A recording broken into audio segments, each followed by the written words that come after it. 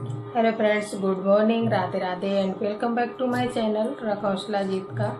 I hope कि आप सब अच्छे होंगे। मैं भी ठीक हूँ और सभी ने अपने एग्ज़ाम्स की तैयारी शुरू कर दी होगी, क्योंकि यूपी टेट का पेपर जो था सभी का वो हो गया है।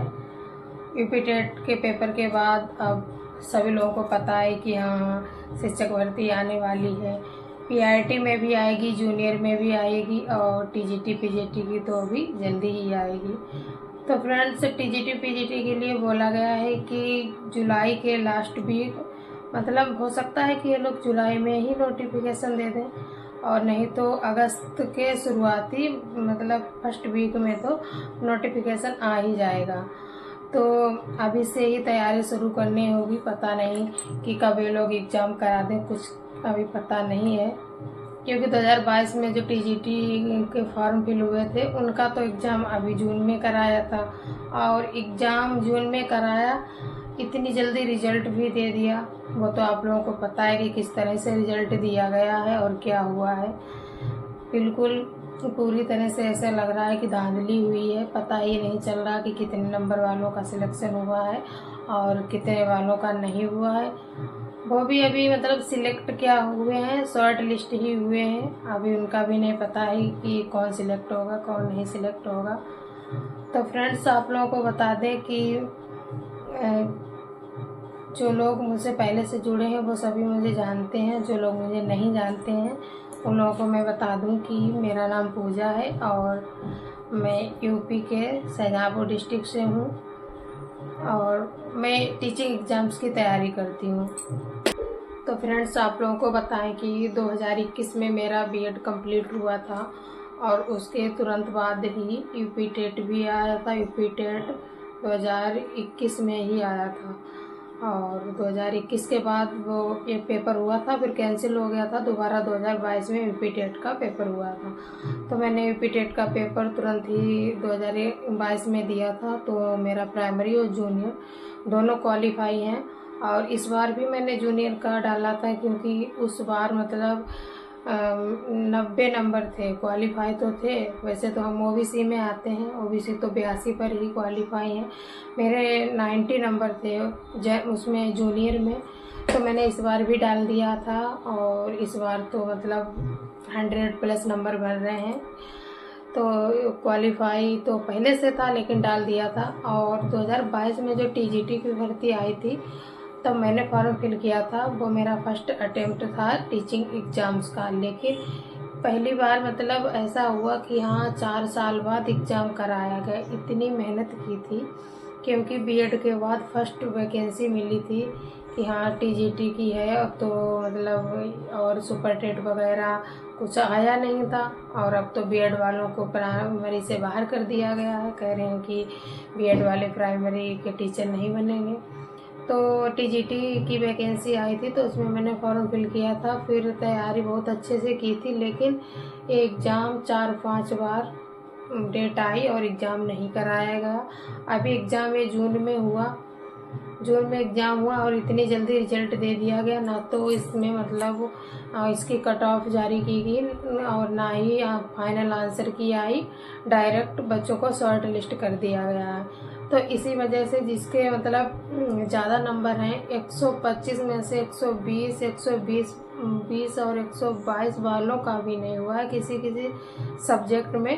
तो इसीलिए टीचर और बहुत से स्टूडेंट प्रयागराज में धरना पर हैं, क्योंकि वो लोग ये कह रहे हैं कि सबसे पहले तो बात यह है कि फाइनल आंसर की जारी करो, इसके बाद में कट ऑफ दिखाओ कि हाँ कितनी कट ऑफ गई है और स्कोर कार्ड जारी करो।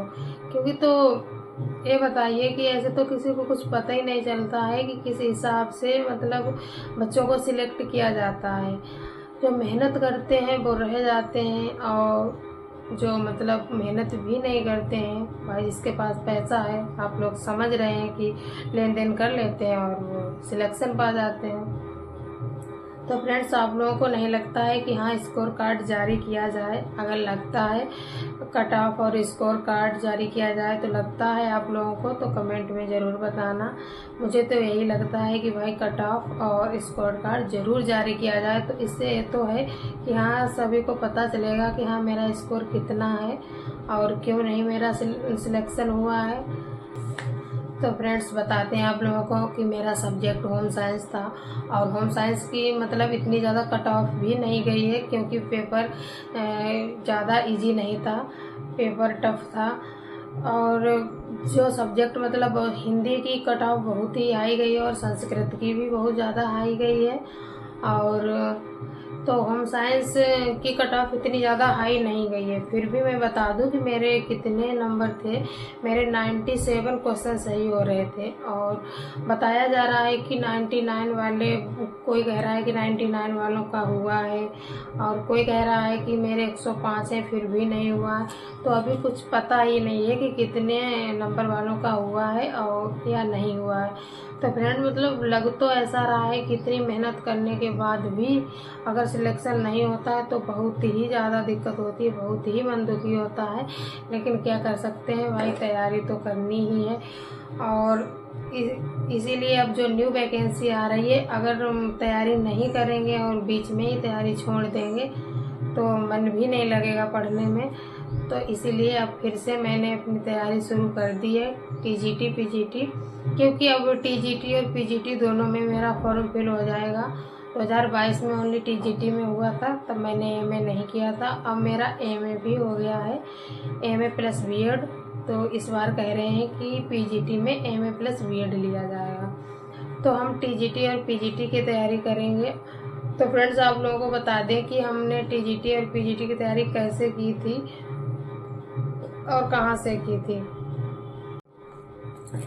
तो फ्रेंड्स, आप लोगों को बता दें कि 2022 में जो वैकेंसी आई थी तभी मैंने बैच परचेज किया था यूपी टीजीटी का और बहुत अच्छे से तैयारी भी की थी। फिर उसके बाद 4 साल एग्ज़ाम नहीं हुआ तो मैंने नोट्स बना लिए थे, उन्हीं नोट्स से तैयारी करते रहे और बुक है मेरे पास तो बुक से सेल्फ स्टडी करते रहे। लेकिन क्या बताएं कि पेपर भी इस तरह से आया था। पहले ऐसा होता था कि प्रीवियस ईयर के क्वेश्चन आते थे, लेकिन इस बार यूपीटीजीटी में प्रीवियस ईयर के क्वेश्चन नहीं पूछे गए थे। और मतलब अब ऐसे पेपर क्वेश्चन आ रहे हैं कि सोच पर आधारित, आप अपने मतलब कितना अपनी सोच के आधार पर कितने क्वेश्चन कर लेते हैं, इसी के आधार पर अब क्वेश्चन हर एग्ज़ाम में आ रहे हैं। तो जो लोग भी न्यू स्टूडेंट हैं, जिनका मतलब फर्स्ट अटेम्प्ट है, वो लोग कैसे और कहाँ से तैयारी करें। तो फ्रेंड्स, वो लोग मुझसे जुड़ सकते हैं। मैं अपना डेली स्टडी रूटीन आप लोगों के साथ शेयर करूँगी और मैं आप लोगों को बताऊँगी कि मैंने कैसे तैयारी की थी और मैंने प्रॉपर नोट्स बनाए थे, नोट्स भी आप लोगों को दिखाऊँगी। फिर से मैं अपने दोबारा से मतलब नोट्स बनाए थे, कुछ भी उनमें कमी रह गई है तो दोबारा से उनमें ऐड करूँगी बुक से। और इस बार मतलब एनसीईआरटी बुक ज़्यादा से ज़्यादा पढ़ूँगी, क्योंकि पेपर में देखा एनसीईआरटी से बहुत ज़्यादा क्वेश्चन आए थे और इससे पहले मैंने एनसीईआरटी की बुक नहीं पढ़ी थी और ही बुक पढ़ी थी और बैच लिया था, उसी से बैच से पढ़ा था और PYQ बहुत ज़्यादा पढ़ा था, क्योंकि सभी टीचर्स कह रहे थे कि हाँ PYQ से क्वेश्चन आते हैं, PYQ से। लेकिन इस बार ऐसा नहीं हुआ था, PYQ से क्वेश्चन नहीं आए थे। तो फ्रेंड्स, आप लोगों को बताते हैं कि मतलब कोई बात नहीं, सफल नहीं हुए हैं तो क्या हार मान लेंगे? इतनी जल्दी नहीं, हार नहीं माननी है और मेहनत करते रहिए, कभी ना कभी सफलता ज़रूर मिलेगी। और सभी लोगों को पता है, जो लेडीज़ मतलब मैरिड हैं उन लोगों को पता है कि हाँ कितनी दिक्कत होती है शादी के बाद। घर भी देखो, घर भी मैनेज करो और पढ़ाई भी करनी है और बच्चे हैं तो बच्चों को भी देखना है। कितना मुश्किल होता है कि सब कुछ मैनेज करो, उसके बाद में पढ़ाई करो। कहने को तो लोग कह देते हैं कि हाँ कुछ नहीं है और क्या रखा है पढ़ाई में, लेकिन नहीं, जिसके पास डिग्री है, जिन लोगों ने पहले से पढ़ाई कर रखी है, डिग्री है जिन लोगों के पास, उनसे पूछो क्या डिग्री ऐसे ही रखी रहेंगी? वो लोग मेहनत तो करेंगे ही। सफलता मिलेगी तो अच्छी बात है, नहीं तो फिर क्या है, संघर्ष जारी है। और सोचिए कि हाँ मेहनत करेंगे तो क्यों नहीं सफलता मिलेगी। तो सबसे पहले ये है कि खुद पर विश्वास रखिए और हार मत मानिए, मेहनत करिए। तो फ्रेंड्स आज के लिए इतना ही, मिलते हैं नेक्स्ट ब्लॉग में। सभी को Radhe Radhe, bye, take care.